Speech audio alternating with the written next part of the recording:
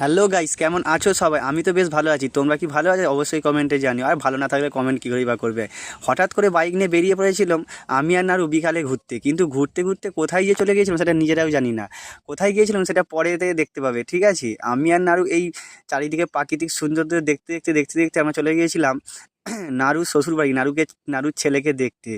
আর এইদিকে দেখছি কত ফাঁকা মাঠ, ও ভাই! আর এইদিকে কত বাদাম চাষ হয়েছে, ঠিক আছে?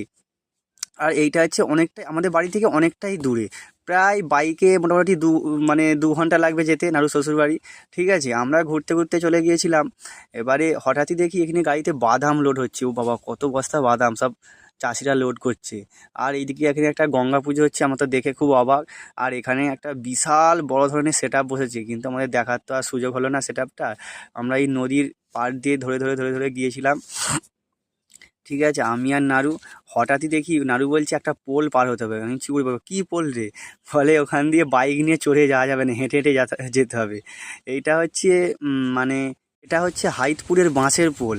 আর আমরা দেখতেই পাচ্ছি এখানে একটা ফুচকাওয়ালা দাঁড়িয়ে আছে, কিন্তু ফুচকা খাবো না, আমরা চলে যাচ্ছি দেখে দেখেই, ঠিক আছে? এই যে এবারে এই পোলটা সব থেকে ভয়ানক পোল, যেই পোলটা এই আগের বছর বন্যায় ভেঙে গিয়েছিল, আবার এই বাঁশ দিয়ে তৈরি হয়েছে। দেখতে পাচ্ছি আমি বাইকটাকে হাঁটি হাঁটি করে আস্তে আস্তে নিয়ে যাচ্ছি ভয়ে ভয়ে করে, কারণ এই জীবনের এই প্রথম এই সরু পথ দিয়ে আমি এই বাইক নিয়ে যাচ্ছি।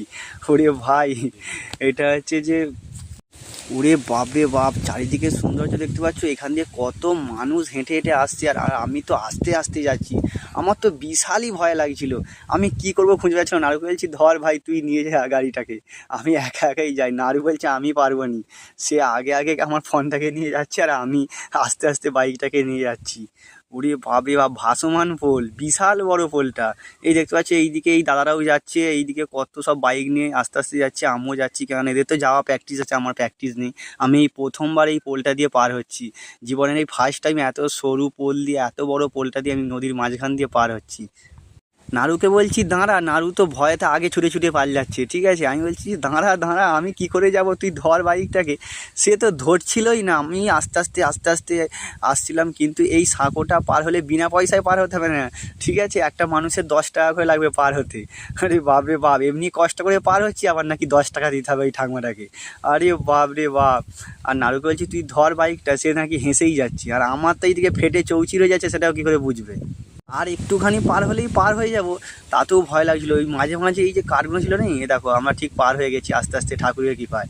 এই যে এখানেই পয়সা নিচ্ছিল এই যে ঠাকুমাটা, আর আমি তো নারুকে কিছু বলছিলাম, নারু তখন ভিডিও করতেই ব্যস্ত। আবার এখানে বিশাল বড় একটা ঢাল দিয়ে উঠতে হবে, উঠে তারপরে আবার যেতে হবে, আবার এই নদীর বাঁধ ধরে আস্তে আস্তে আস্তে আস্তে যেতে হবে, এটা অনেক দূর।